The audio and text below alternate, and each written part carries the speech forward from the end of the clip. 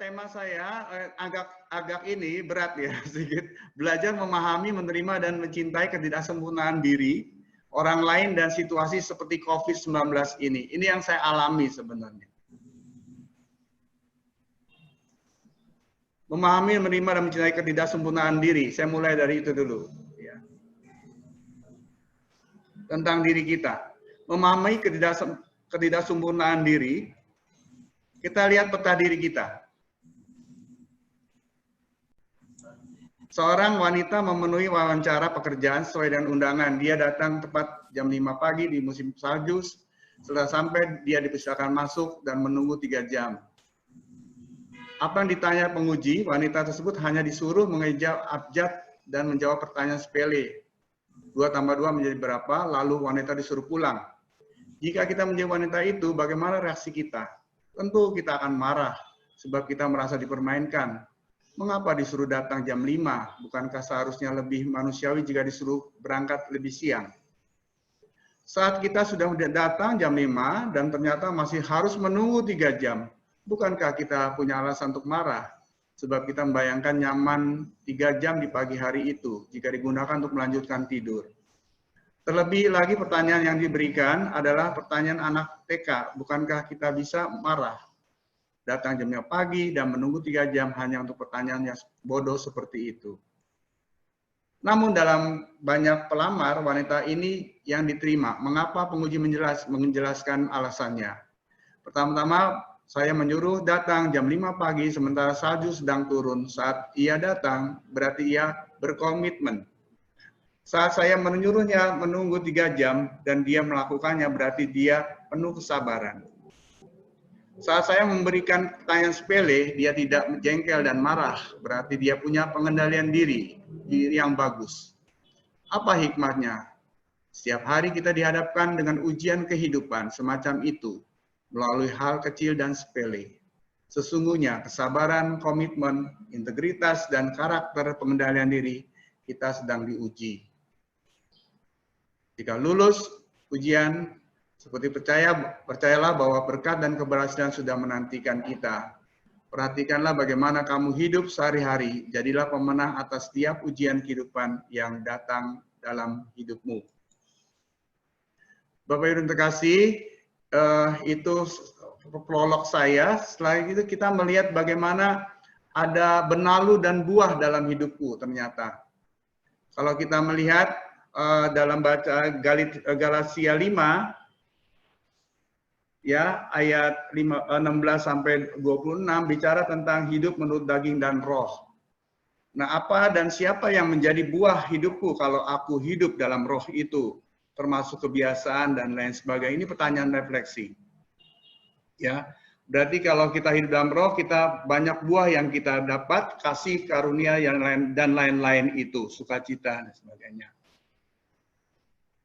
Kita fokus dan kembangkan hal-hal yang positif. Ini bagi saya hal-hal yang positif yang ada dalam diri kita. Kita hidup dalam roh, berarti kita hidup dalam situasi yang sangat positif. Kita fokus dan kembangkan ini. Sebenarnya ini yang mau saya sampaikan. Kalau kita hidup dalam kebangkitan, kita hidup dalam roh, berarti kita mengembangkan hal-hal yang baik, yang positif dalam diri kita. Yang dipandu oleh roh, dipimpin oleh roh itu. Selanjutnya, siapa saja yang menjadi benalu hidupku kalau aku hidup dalam daging, termasuk naluri dan lain sebagainya. Marah dan sebagainya itu bagi saya suatu hidup dalam kedagingan kita. Nah, kita belajar nggak gampang ini. Ini kelemahan-kelemahan kita, keburukan-keburukan kita, sikap-sikap kita yang kurang baik itu ada dalam hidup kita dan diri kita juga ada. Ya marah, nggak sabar dan lain sebagainya itu pasti ada. Apalagi sulit mengampuni, dendam, itu pasti terjadi dalam diri kita. Kita terima itu. Ada sesuatu yang kurang, kita nggak sempurna, dan kita coba mencintai. Sesi ini sebenarnya mengarahkan seperti itu. Nggak gampang, tapi kita coba karena kita percaya kalau hidup dalam roh, kita bisa melakukan itu semua. Nah, memahami ketidaksempurnaan diri. Ya, seperti kita ketahui nanti silakan dilihat mengenai Matius 8 ayat 17 ya. Takut sakit. Saya mengalami ini ya. pasti pada saat apalagi COVID-19 ini membuat saya harus sehat. Romo sehat ya, Romo sehat ya. Saya harus sehat. Ya kita berarti kan dibilang begitu kita malah semakin sebagai manusia kita semakin takut juga, ya. Yang kedua, kita takut binasa, ya. Itu terjadi. Kita takut meninggal juga. Siapa yang nggak takut meninggal itu? Dihilangkan. Dan kita dengan Matius 8, 23 dengan 28 dihilangkan penyebabnya. Kita nanti lihat, kita lebih lanjut kita pedalami.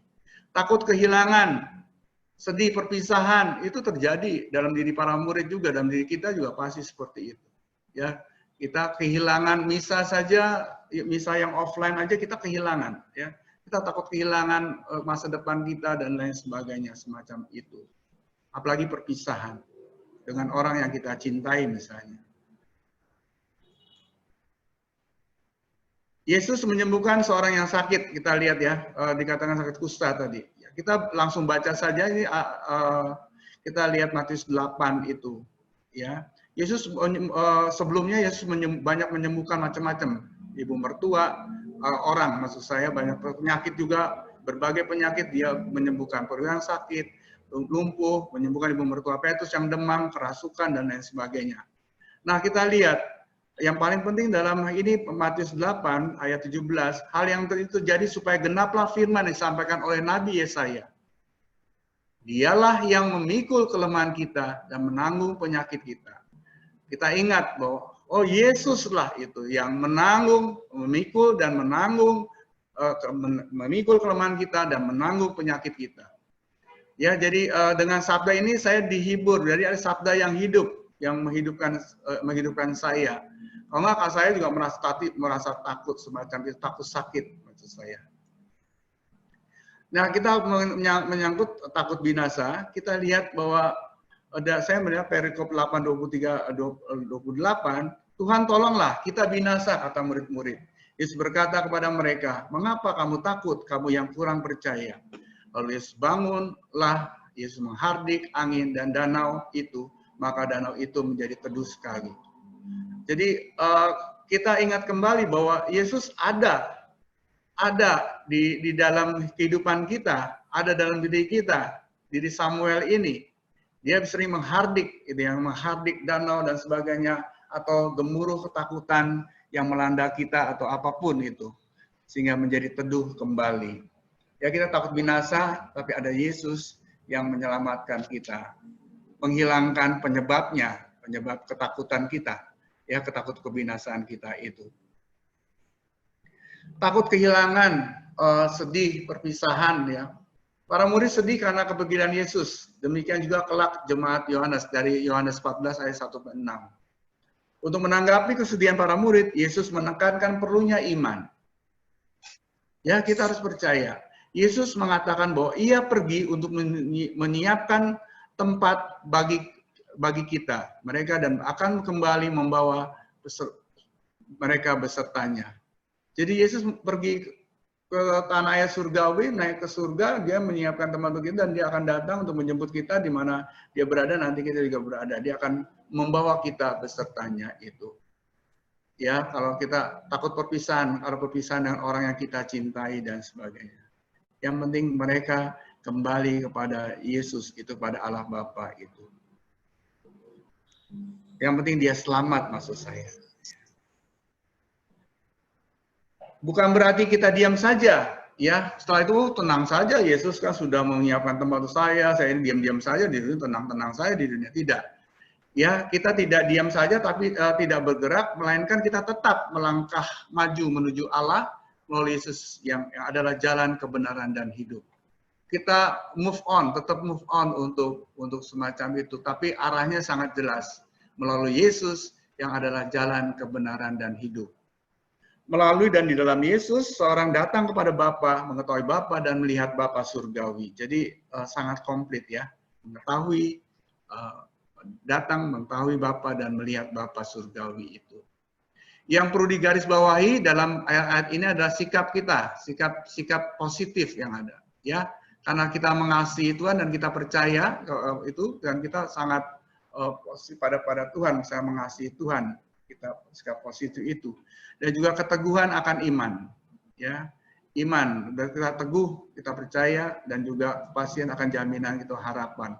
Kasih, iman, dan harapan itu yang ada dalam ayat-ayat ini. Yohanes 14 ayat 1 sampai 6. Selanjutnya, itu tadi memahami ketidaksempurnaan diri, sekarang kita memahami menerima ketidaksempurnaan diri. Ini nggak gampang, ya. Udah memahami, baru menerima, ya. Pelan-pelan juga diproses.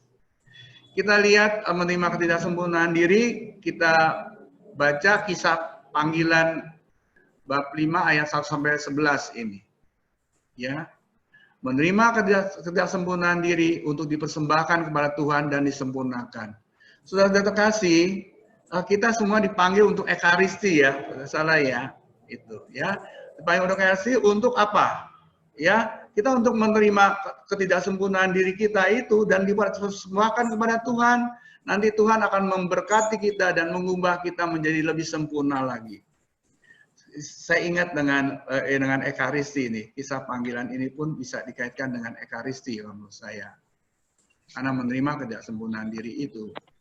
Kita lihat, ketika Simon Petrus melihat hal itu, ia pun tersungkur di depan Yesus dan berkata, Tuhan, pergilah daripadaku karena aku ini seorang berdosa. Simon menyadari bahwa dia tidak layak menjadi Rasul Kristus, ya, pengikut Yesus. Tapi apa kata Yesus? Kata Yesus kepada Simon, jangan takut. Mulai sekarang engkau akan menjadi penjala manusia. Ya, jadi lain, ya, apa yang ini Yesus sangat-sangat menerima, ya, ketidaksempurnaan diri kita seperti itu. Dan kita belajar menerima ketidaksempurnaan diriku juga. Itu nggak gampang. Setuju ya?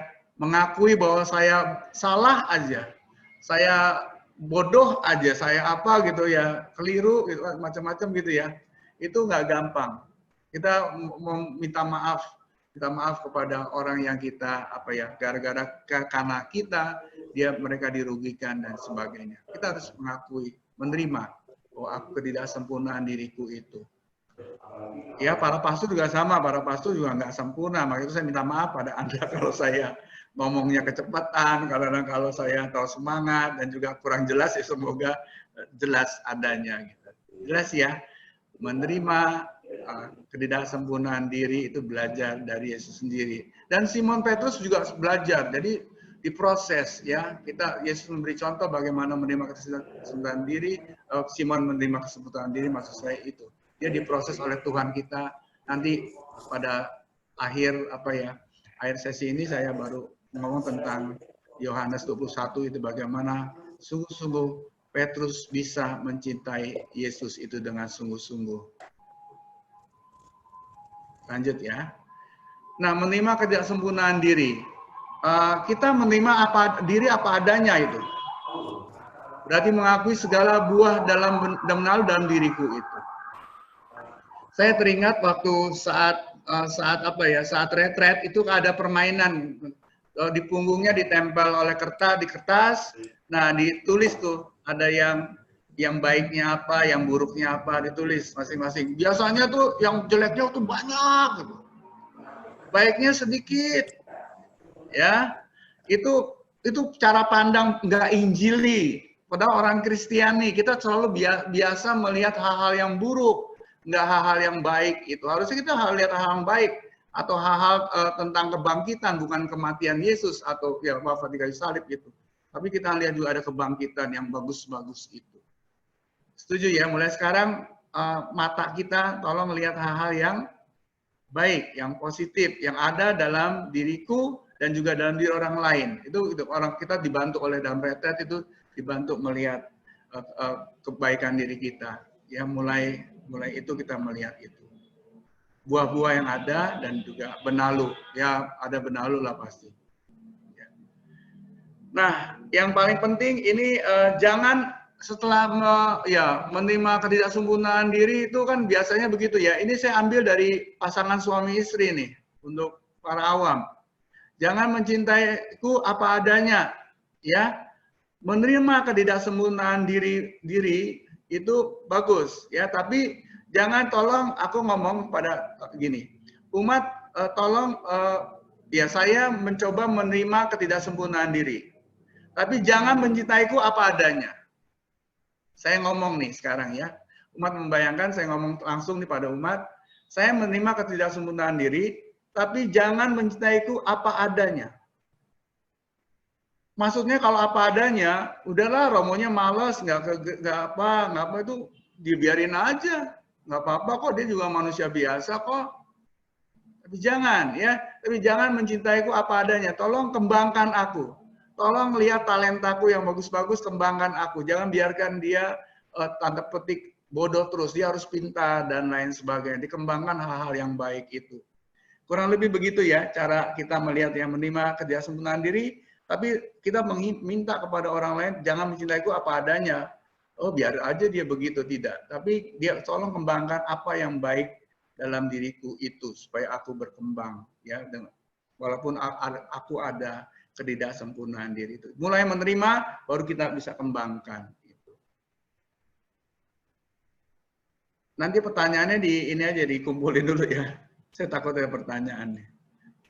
Nah, menerima ketidaksempurnaan diri itu nggak gampang ya. Mulai kita juga ketidaksempurnaan itu banyak membuat kita luka-luka ya, karena luka-luka kita terjadi juga dalam hidup kita. Ya, ternyata nanti disembuhkan dengan membutuhkan waktu dan caranya sendiri. Ya, kita harus sabar. Aduh, saya nggak bisa baca ini semua. Bisa nggak sebentar, saya mau ngalihkan dulu ke bawah dulu ya semuanya. Saya ngambil dari inspirasi Letters to Sam. Nanti Anda baca sendiri.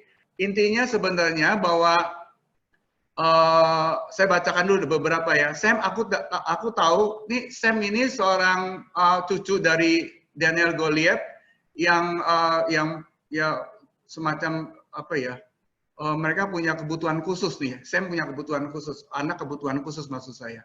Sam, aku tahu akan ada saat ketika kau terluka. Bahkan sekarang pun ketika banyak hal tidak berjalan seperti yang kau inginkan, kau merasakan kesakitan emosional di dalam hatimu yang luar biasa. Jadi yang membuat kita sakit kadang-kadang tidak ada hal yang tidak berjalan seperti yang kuinginkan. Hati-hati dengan keinginan. Tapi kuharap kau tak akan menyalahkan dirimu sendiri atau orang lain karena rasa sakit itu. Ini penting.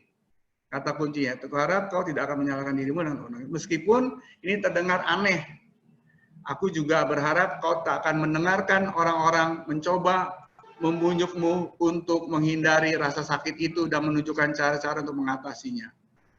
Jadi penting, aku juga berharap kau tidak mendengarkan orang-orang yang mencoba membujukmu untuk menghindari rasa sakit itu dan menunjukkan cara-cara untuk mengatasinya. Jadi Bapak Ibu, biasanya kalau kita mendengar sharing seseorang, kita mencoba memberi solusi, membujuk dia untuk menghindari rasa sakit itu dan sebagainya, solusinya semacam itu, menunjukkan cara-cara untuk mengatasinya. Saya pernah punya pengalaman bahwa seorang ibu suaminya meninggal dadakan itu, seorang ibu mengalami itu nggak gampang. Saya nggak bisa memberi nasihat apapun selain berdoa pada ibu itu. Tapi temannya yang pernah mengalami hal yang sama itu justru bisa menjadi sahabat dari ibu yang tadi yang menderita itu. Karena dia sudah punya pengalaman, dia hanya mendengarkan dan sebagainya, menjadi sahabat dan sebagainya. Ya, tidak sok tahu kita langsung memberi solusi gini-gini, karena mereka pasti ibu itu ngomong sama-sama, rekannya itu pasti ngomong, seorang ibu yang tadi yang temannya baru datang itu bicara. Ya biasa, memang butuh proses untuk menghilangkan luka-luka itu. Sebab jika kita berusaha keras untuk mengatasi rasa sakit itu, akan makin panjang lagi waktu yang dibutuhkan untuk sembuh. Tak pelak, segala rasa sakit adalah kerinduan terhadap hari kemarin, apa yang dulu kita miliki, apa yang pernah kita punyai. Ya, rasa sakit itu adalah kerinduan terhadap hari kemarin, apa yang dulu kita miliki, apa yang pernah kita punyai. Namun ketika rasa sakit kita segera berlalu, kita menyalahkan diri kita sendiri karena tidak bisa mengakhirinya tak cukup kuat, atau bahkan sudah rapuh sejak semula. Ya, kita belajar pelan-pelan nih. Sam, bukan begitu cara sakit disembuhkan. Luka-luka itu tak mengikuti keinginan kita. Penyembuhan bisa terjadi dengan cara dan waktunya sendiri. Ya, saya pesan supaya ini kita sabar nih untuk menyembuhkan luka-luka atau bahkan peristiwa yang tidak enak yang kita alami itu.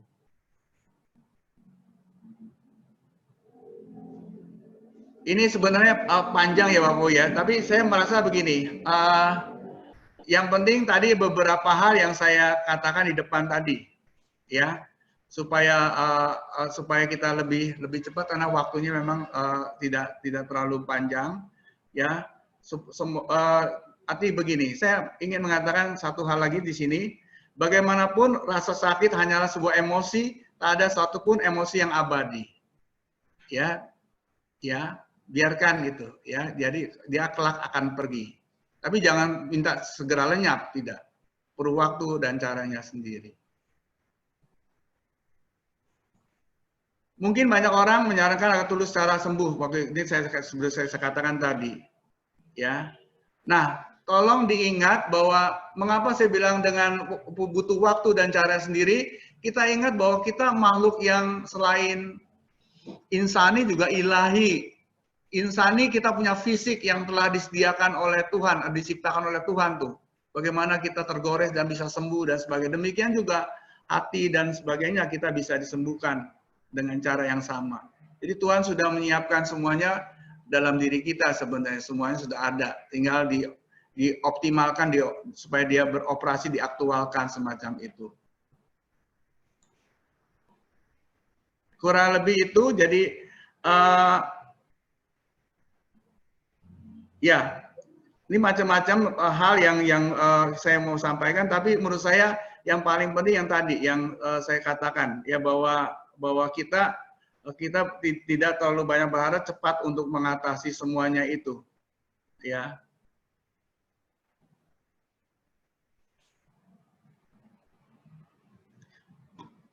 Nah, dikatakan pikiran-pikiran itu menghambat proses penyembuhan yang alami, ya. Kita mau cepat dan sebagainya itu membuat kita susah. Ketika mau merasakan sangat terluka, kau memiliki segala sesuatu yang kau butuhkan di dalam dirimu untuk memperbaikinya. Ya, jadi kita harus percaya juga bahwa apalagi kau menginginkan belas kasih, pengertian, perawatan agar dapat sembuh, namun di atas segalanya kau membutuhkan waktu.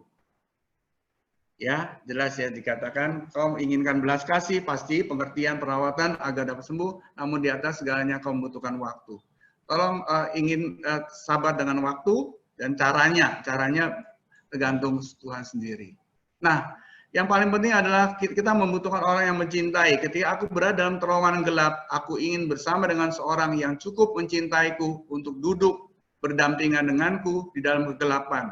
Bukan seorang yang berdiri di luar sana sambil memberitahuku bagaimana cara keluar. Ku berpikir itu saja yang kita inginkan. Ya, orang yang sangat terlibat, yang punya hati dan sebagainya untuk bersama-sama. Lanjut. Nah, ketika kau terluka, dekatkanlah dirimu dengan orang yang mencintaimu dan bisa menoleransi rasa sakitmu tanpa melontarkan penilaian. Tadi ya menjadi sahabat, dia main dengerin aja, mau ke mall ya diikutin kemana, diikutin aja. Nanti dia juga bisa sembuh sendiri, memberikan saran atau memberi saran. Ya tanpa menilai, tanpa memberi saran, lebih baik kita ini. Seiring dan waktunya berlalu, kau tak akan terlalu merindukan apa yang dulu yang kau miliki, dan apa yang bisa lebih menjalani apa yang kau hadapi hari ini. Ya. Seiring dengan waktu yang berlalu, kau tak akan terlalu merindukan apa yang dahulu kau miliki. Itu kan yang membuat kita luka ya, karena nggak merasa tidak enak, karena sudah yang pernah kita miliki sekarang sudah tidak ada. Butuh orang mencintai, terlebih dekatlah pada Tuhan, Yesus, Roh Kudus, Buddha Maria, dan sebagainya. Ini penting supaya kita yakin bahwa Tuhan kita sangat-sangat mencintai kita, apapun siapapun kita ini. Datanglah padanya yang letih lesu dan beban berat, macam-macam dia datang ke Tuhan. Jangan datang ke tempat yang lain. Saya ada sharing, kemarin ada yang sharing-sharing juga untuk seorang remaja video call dengan saya. Dia orang tuanya saya kenal juga, berarti menceritakan bahwa hati-hati dengan macam-macam pengajaran-pengajaran dengan online itu, ya, terutama New Age misalnya, ada aliran-aliran itu semacam itu. Kita jangan datang ke sana, tapi kita butuh ajaran gereja Katolik saja, titik, bagi saya semacam itu. Saya pesan itu kepada Anda semua.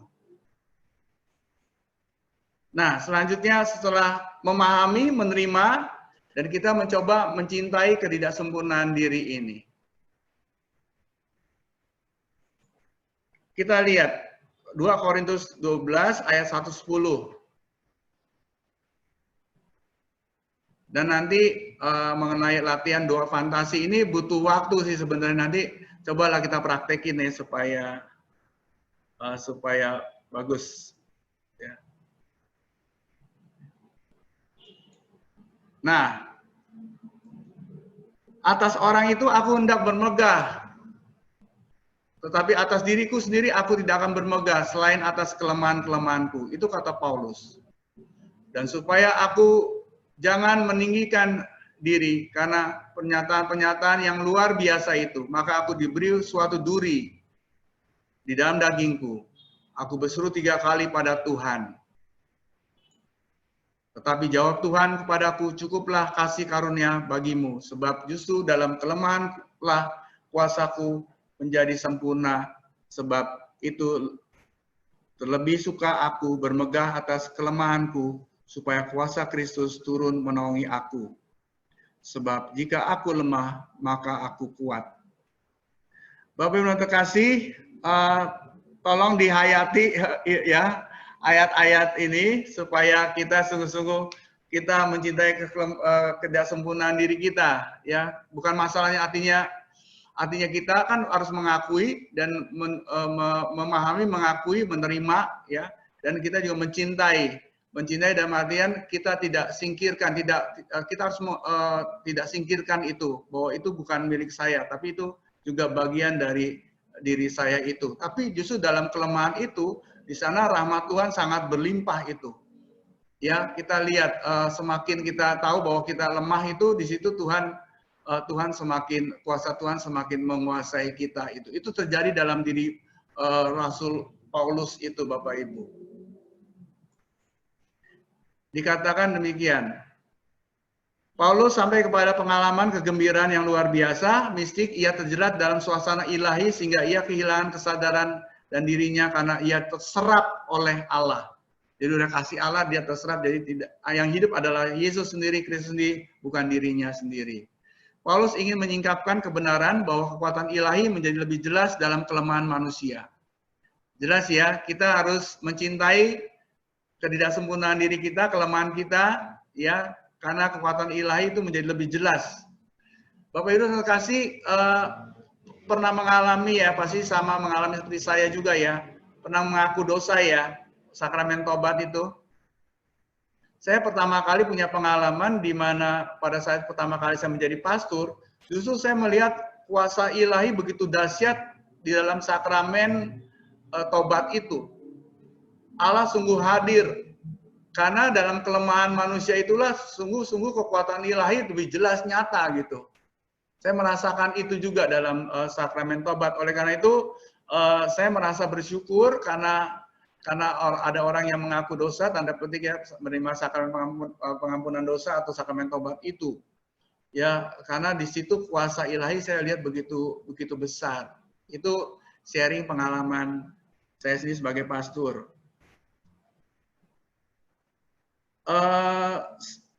Nah, kebalikan dari hikmat duniawi bahwa kelemahan, kesedihan, dan penganiayaan menjadi bukti kuat dari kehadiran Allah. Ya, jadi kebalikan dari hikmat duniawi, hikmat ilahi begitu. Ya, dalam kelemahan, kesedihan, dan penganiayaan, bukti kuat kehadiran Allah itu. Ya. Mungkin Bapak Ibu pasti punya pengalaman yang sama seperti saya.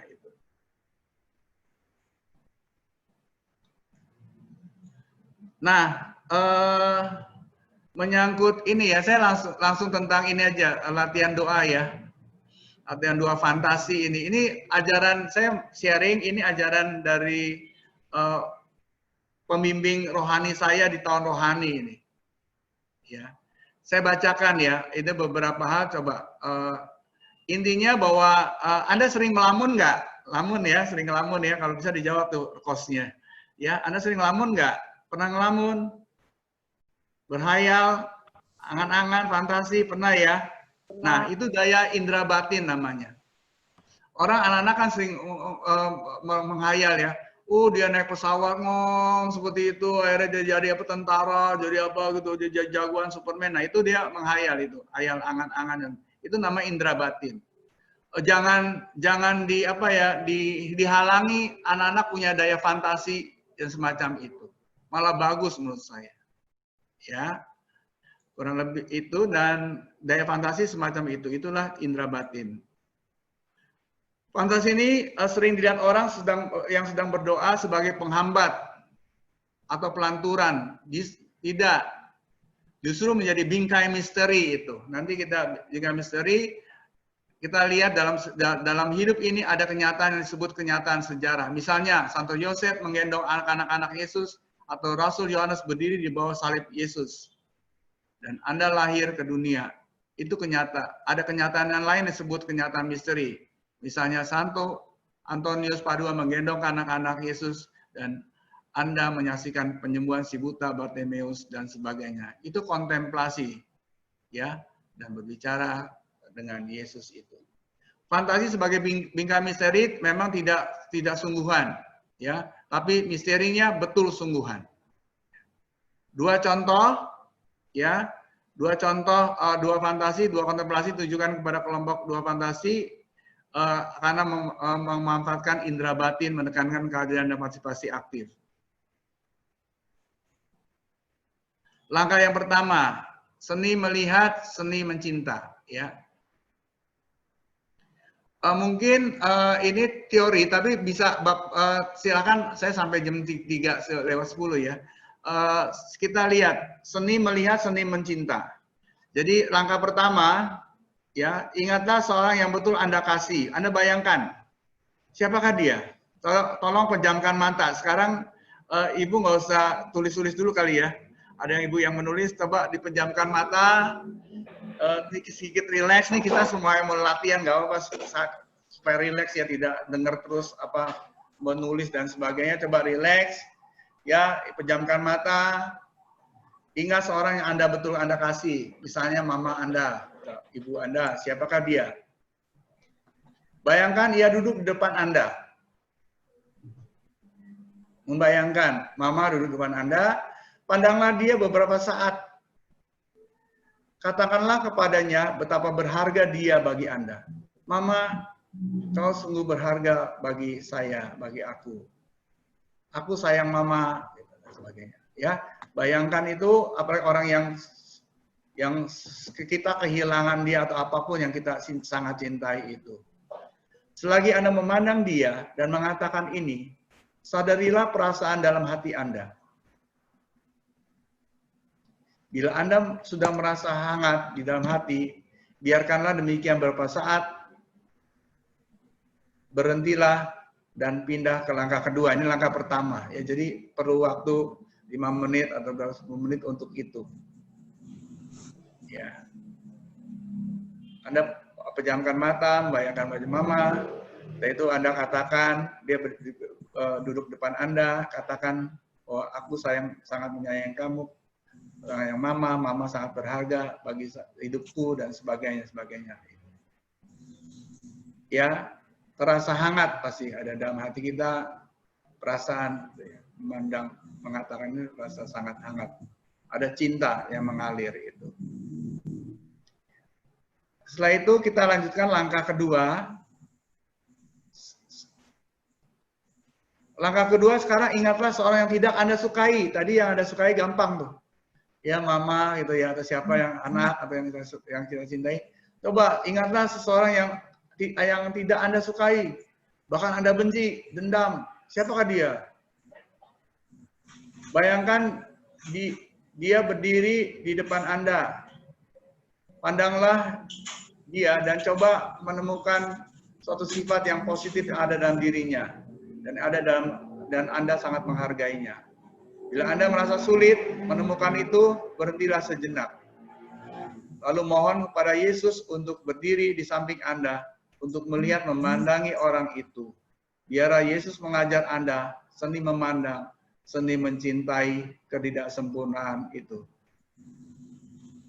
Apa unsur indah dan luhur yang dilihat oleh Yesus pada orang itu? Ya, jadi Anda bayangkan seperti tadi pejalan mata, kita bayangkan siapa yang kita tidak sukai, paling mengganggu hidup saya dan sebagainya. Ya, coba kita menemukan sifat yang baik, sulit pasti, yang kita bisa menghargainya, sulit menemukan itu.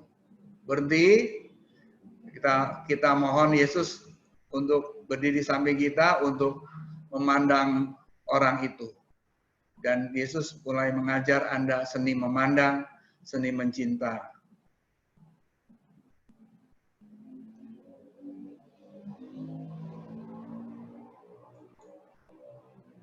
Andai kata Yesus hari ini datang kembali ke dunia kita ini, apa kiranya yang akan dia lihat di antara umat manusia?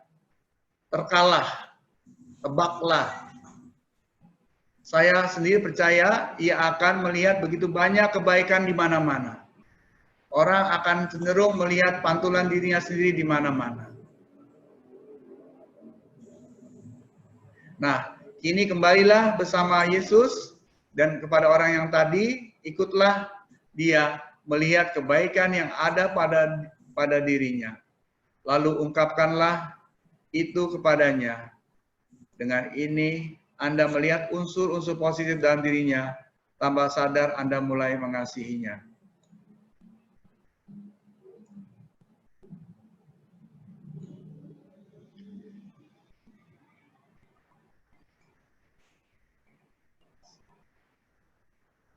Setelah itu langkah yang ketiga, mungkin ini merupakan langkah yang paling sulit bagi kebanyakan orang. Bayangkan kini Yesus duduk di depan Anda yang memandangi Anda penuh kasih. Biarlah Yesus mengambil waktu beberapa saat. Coba kita latih ya. Yang langkah ketiga ini. Bapak Ibu sudah terkasih, silakan pejamkan mata lagi sama. Ya, bayangkan kini Yesus duduk depan Anda seperti kepada mama tadi, ya, ibu kita memandangi Anda penuh kasih. Biarlah Yesus mengambil waktu beberapa saat, lalu dengarkanlah ia mengutarakan unsur-unsur positif dan indah dalam diri Anda. Kemungkinan besar Anda mengelak dan mulai mengakukan macam-macam kekurangan dan cacat Anda yang Anda sadari ada dalam diri Anda. Ternyata Yesus menerima itu juga. Bila Anda mengasihi seseorang, Anda melihat unsur positif indah, tapi juga unsur negatif dan cacat-cacatnya. Dan itu tidak menghambat dan mengurangi cinta Anda padanya. Anda mencintai ketidaksempurnaannya, maksud saya. Anda bayangkan Yesus duduk depan Anda, memandangi Anda penuh kasih, lalu dengarkanlah dia mengutarakan unsur-unsur positif dalam diri Anda. Biasanya kita juga sama kalau orang mengungkapkan unsur positif, kita mengatakan, oh tidak, saya tidak seperti itu, saya hanya jelek dan sebagainya. Akhirnya kita malah mengakui macam-macam kekurangan cacat yang Anda sadari dalam diri Anda. Tetapi ternyata Yesus menerima itu juga. Dan mengasihi itu juga. Whole package. Bila Anda mengasihi seorang, Anda melihat unsur positif dan indah, tapi juga unsur negatif dan cacat-cacatnya. Dan ini tidak menghambat dan mengurangi cinta Anda padanya.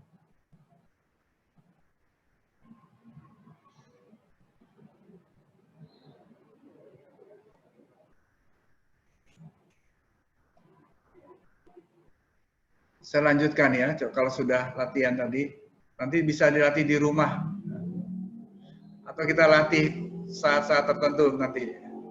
Ketika seorang wanita tertangkap basah sedang berzina dan dihadapkan kepada Yesus, ia tidak menghukumnya. Artinya ia menerima wanita itu kendati jelas ia tidak menutup mata terhadap dosanya. Sabdanya, aku tidak menghukum engkau. Pergilah dan jangan berbuat dosa lagi mulai sekarang. Maka sekarang biarlah Yesus memandangi Anda dengan matanya yang jernih penuh kasih. Dia akan penuh pengertian mendengarkan pengakuan-pengakuan Anda.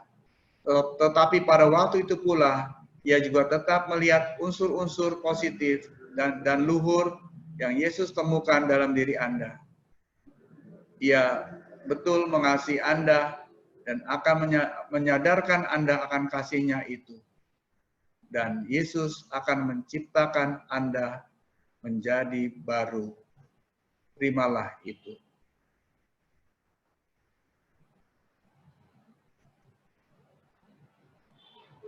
Ini Romo Alex Dirjo Girisonta, Mei 1999. Ya, Romo Alex membuat ini tahun 1999.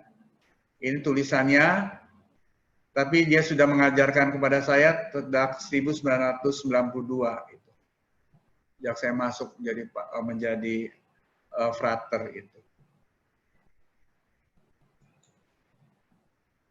Demikian Bapak Ibu, sementara itu dulu yang mau saya sampaikan. Host, silakan. Terima kasih banyak Romo Sam untuk pengajarannya pada hari ini. Sungguh luar biasa ya, kita diingatkan kembali untuk pentingnya bisa memahami dan menerima ketidaksempurnaan kita masing-masing, dan pentingnya satu komunitas ya Romo ya, untuk bisa kita saling membantu, saling mengingatkan lagi. Seperti tadi Romo mengatakan bahwa kita memang harus bantu juga teman-teman, dan kita juga harus belajar untuk menerima kita dan menerima bahwa kita itu lemah. Jadi kita butuh Tuhan, karena di dalam Tuhan itu kita akan disempurnakan. Gitu. Jangan lupa, saya pesan, jangan lupa bahwa Yesus mewariskan kita satu komunitas, satu gereja. Nah, itu yang saya jaga terus sampai sekarang, yang kita mau kembangkan atau KAJ kembangkan. Kata kuncinya satu itu. Ya, seperti satu Yesus dengan Bapaknya dan sebagainya, kita sama, kita adalah satu. Gitu. Ya, kesatuan Allah Tritunggal itu yang menjadi kekuatan kita untuk komunitas maupun gereja maupun. Kita satu gereja yang kudus, Katolik dan Apostolik gitu. Aku percaya itu, ya. Terima kasih banyak Romo. Seperti tadi Romo Sam sudah mengatakan bahwa memang pentingnya komunitas, terutama komunitas kita Katolik, untuk saling selalu mendukung. Saya sedikit pengenalan untuk teman-teman, bapak-bapak, ibu yang terkasih yang baru bergabung hari ini untuk di PA Bunda Teresa, bahwa PA Bunda Teresa ini sudah berdiri selama 12 tahun. Dan demikian mungkin saya akan share sedikit apa saja kegiatan daripada kita.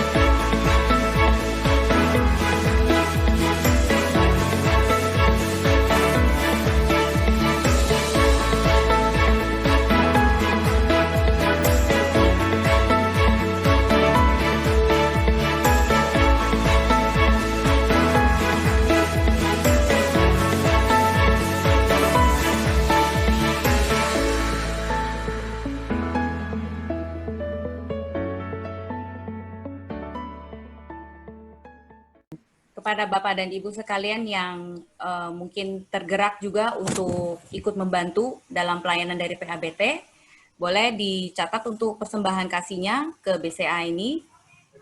Karena kita sekarang ini sedang fokus kepada pemberian bantuan beras kepada para buruh yang terkena PHK ya, karena situasi ekonomi sekarang ini. Untuk teman-teman yang mempunyai intensi doa, mungkin butuh untuk didoakan, boleh dihubungi Ibu Catherine dan Ibu Evelyn di nomor tersebut.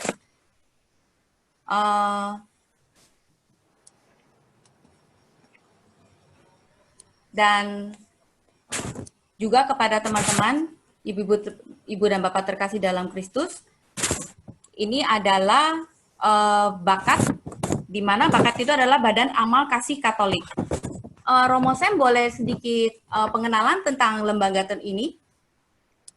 Iya, Badan Amal Kasih Katolik ini didirikan oleh pemerintah dan Gereja Keuskupan Agung Jakarta, yang digunakan atau donasi yang dikumpulkan oleh bakat ini akan disalurkan kepada seluruh keuskupan di Indonesia, jadi umat Katolik Indonesia dan juga masyarakat juga.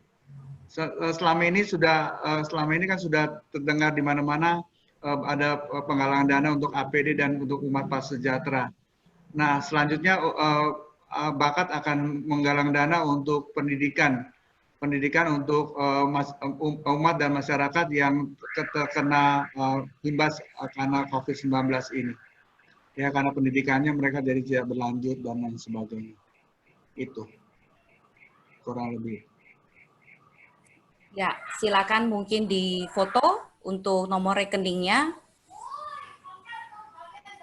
Kita bisa menyalurkan donasi via bakat juga.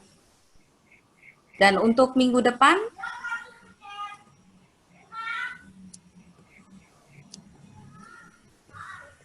kita akan kembali berkumpul bersama via Zoom untuk pengajaran minggu depan dibawakan oleh Ibu Sheila.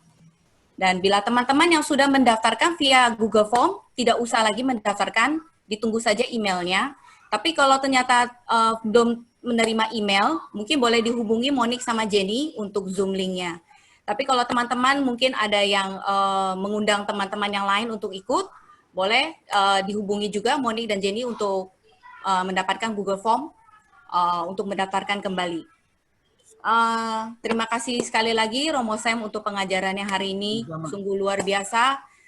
Kita mau berdoa agar firman bukan hanya kita dengar, tapi kita juga mau melakukan dan menerapkan di dalam hidup kita sehari-hari ya Romo ya. Ya. Romo boleh minta dipimpin doa penutup dan berkat? Boleh. Kita hening sebentar. Dalam nama Bapa dan Putra dan Roh Kudus. Amin. Allah Bapa, sumber cinta kasih, Engkau telah memberikan firman kepada kami melalui Yesus Kristus Putra-Mu. Firman-Mu adalah firman yang hidup, dan kami akan jagai selalu, kami akan hidupkan, kami kembangkan dalam kehidupan kami sehari-hari. Ajarilah kami untuk tekun dan setia, memanggul setiap beban yang Kau pasang di atas bahu kami, seraya berjalan mengikuti Putra-Mu menuju kebahagiaan surgawi bersama komunitas kami. Bapa, kami serahkan seluruh kehidupan kami, terutama keluarga-keluarga kami, segala usaha-usaha kami untuk memuaskan kerajaan-Mu di dunia ini, melalui pekerjaan, karya bisnis, maupun yang lain. Kami serahkan ke dalam tangan-Mu. Biarlah kami sungguh-sungguh menjadi pelaku-pelaku cinta kasih dimanapun kami berada, karena Engkau telah mengajarkan kami bagaimana kami memahami, menerima, dan mencintai ketidaksempurnaan diri kami, seperti Yesus mencintai kami apa adanya, dan sungguh-sungguh menjadi penyelamat dan penebus kami. Ajarilah kami juga mencintai, memahami, menerima anggota-anggota keluarga kami, anggota-anggota komunitas kami, dan juga anggota masyarakat kami. Dalam ketidaksempurnaan, karena kami percaya Engkau selalu yang menyempurnakan. Kami persembahkan mereka ke dalam tangan-Mu semata. Jagailah kami, pelihara kami, berikanlah kami rahmat kesehatan dalam masa pandemi ini. Biarlah kami tetap berkarya untuk selalu memuliakan dan memuji nama-Mu dalam pekerjaan maupun dalam karya-karya pelayanan kami dalam gereja dan masyarakat. Demi Kristus Tuhan dan pengantara kami. Amin. Dalam Bapa dan Putra dan Roh Kudus. Amin. Kita tutup sesi hari ini dengan mengangkat pujian ini. Kita bawa dalam hati segala kebaikan Dia dan segala kerinduan kita kepadanya.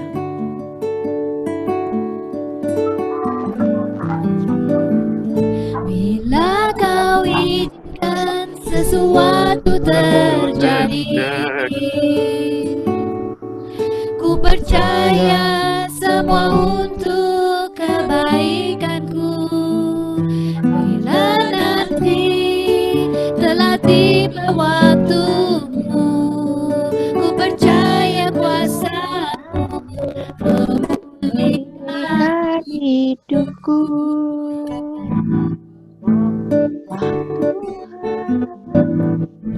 Kau izinkan sesuatu terjadi, ku percaya semua kebaikanku. Bila nanti telah tiba waktumu, ku percaya kuasa-Mu memulihkan hidupku. Waktu Tuhan pasti yang terbaik, walau kadang tak mudah dimengerti. Lewati cobaan, ku tetap percaya waktu Tuhan pasti yang terbaik. Waktu Tuhan pasti yang terbaik, walau kadang tak mudah dimengerti. Lewati cobaan, ku tetap percaya waktu Tuhan pasti yang terbaik. Lewati cobaan, ku tetap percaya waktu Tuhan pasti yang terbaik. Lewati cobaan, ku tetap percaya waktu Tuhan pasti yang terbaik. Terima kasih semuanya, sampai ketemu minggu depan.